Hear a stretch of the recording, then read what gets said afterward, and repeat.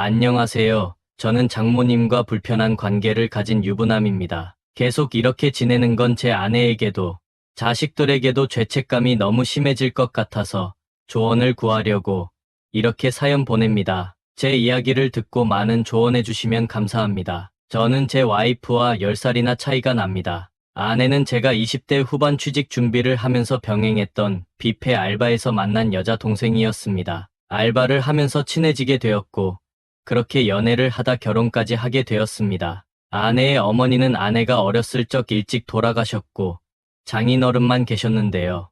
몇 년 전 장인어른이 결혼을 하고 싶다며 여성분을 식사 자리에 데려오셨는데 장인어른과 무려 15살 차이가 나고 저와는 5살 밖에 차이가 안 나는 사람을 데려오신 겁니다. 게다가 그분은 짧은 치마와 짙은 화장을 했고 소개하는 자리보다는 클럽이나 나이트에 가는 자리에 더 적합한 분위기를 풍기고 있었습니다. 저희 부부는 처음에 그 여성분을 보고 당황하고 가시방석에 앉은 것처럼 불편했습니다. 식사 자리가 끝나고 아내는 장인어른을 따로 만나 이건 아닌 것 같다며 다시 생각해 보시라고 말씀드렸는데요. 장인어른은 단호하게 안 된다며 너희 엄마 이후로 이렇게 열정적으로 사랑한 적이 없다고 하시는 겁니다. 그리곤 죽어도 결혼을 하겠다고 하시고 이때까지 나 혼자 너를 키우느라 힘들었는데 응원을 해주질 못할 망정 반대하는 꼴이라니 너무 서운하다고 하시면서 화를 내셨습니다. 저희 부부는 아무리 반대를 해도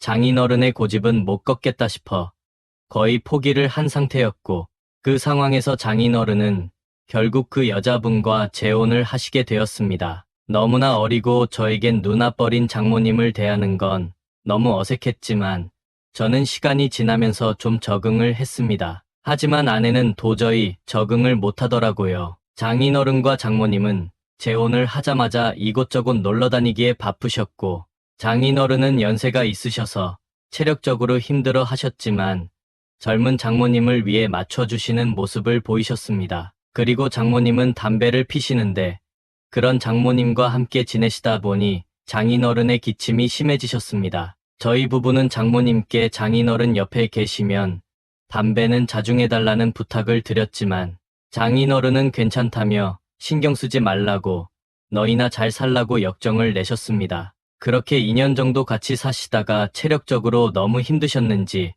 장인어른이 알아 눕게 되셨는데요. 병원에서 검진을 받아보니 폐암 말기라고 하시는 겁니다. 저희는 너무 깜짝 놀랐고 아내는 그러게 검진 받아보라고 할 때 받아보지 왜 이를 키우느냐며 엉엉 울기 시작했습니다. 저희는 최대한 장인어른의 병을 치료하기 위해 항암 치료든 뭐든 다 해봤지만 결국 장인어른은 폐암 말기의 무게를 견디지 못하시고 돌아가셨습니다. 아내는 젊은 장모가 장인어른 연세를 고려하지 않고 주구장창 여행도 가고 옆에서 담배도 뻑뻑 피고 술도 자주 마시니까 장인어른이 일찍 돌아가신 거라며 그 뒤로 장모님을 더욱 미워하게 되었습니다. 그렇게 저희는 장인어른의 장례식을 마치고 자연스럽게 장모님과의 연락이 끊어질 것 같았는데요. 저는 장인어른 장례식 때 서럽게 우는 장모님을 보고 많이 안타까웠습니다. 게다가 장례식이 끝난 날 장모님은 몰라보게 수척해지셨고요.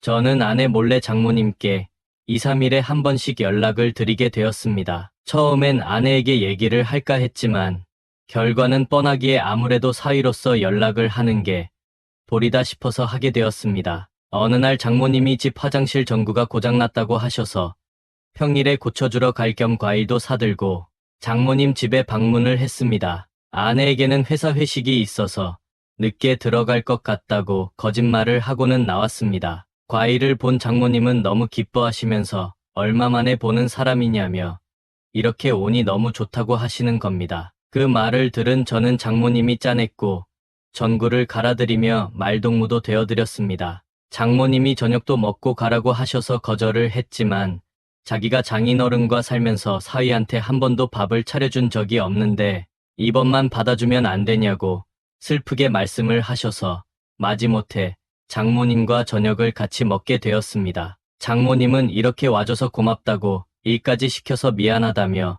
저녁과 함께 술을 내오셨습니다. 장모님이 따라주시는 술을 안 마실 수는 없어서 마시고 또 마시다 보니 좀 취하게 됐습니다. 얼마 지나지 않아서 졸음이 몰려왔고 장모님은 술을 마셔서 운전도 못하니 그냥 자고 가라고 하셨습니다. 대리운전을 부를까 생각했지만 다음 날이 주말이고 하니 그냥 아내에겐 문자로 술자리가 너무 길어지고 팀장님 집에서 또 한잔하게 되어서 집에 못 들어갈 것 같다고 이야기를 했습니다. 그렇게 장모님 집의 소파에서 쉬다가 잠이 들었는데요. 새벽에 누군가 제 몸을 더듬는 느낌이 들어서 깨보니 장모님이 제 아랫도리를 만지고 계시는 겁니다.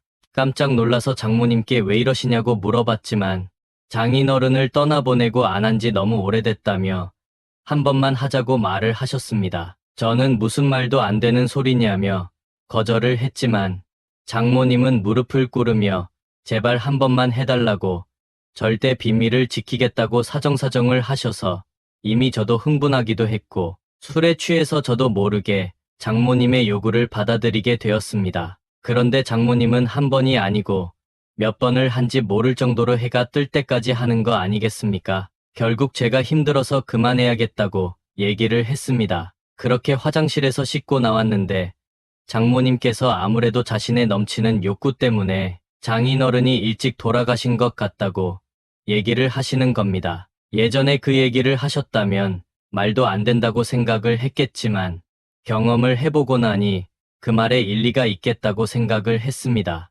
거기에 장모님이 담배를 피시는 게 화근이 되어 돌아가신 것 같고요. 저는 서둘러 집으로 돌아갔는데 맞이해주는 아내와 자식들을 보고 나니 후회가 밀려왔습니다. 아내 얼굴도 못 쳐다보겠고 아침을 먹으라는 아내의 부름에 저는 대답도 못하고 방에 들어가서 쉬었습니다. 아내는 왜 그러냐며 방에 들어와서 물었지만 저는 사실대로 얘기를 할 수 없어서 술을 너무 마셨더니 힘들다고만 얘기를 했습니다. 그 뒤로 장모님은 매일매일 연락이 오셔서 자꾸 제안을 하시는데 아내 몰래 장모님을 찾아가는 게 맞는지 너무 고민이 됩니다. 장모님을 계속 피하다가 이대로는 안 되겠다 싶어서 단호하게 거절했더니 장모님은 표정이 싹 바뀌며 거절을 하면 네 아내에게 다 얘기를 할 거라면서 협박을 하시는 겁니다. 결국 저는 아내 몰래 장모님과의 불편한 관계를 유지하고 있는데요. 장모님의 커다란 욕구 때문에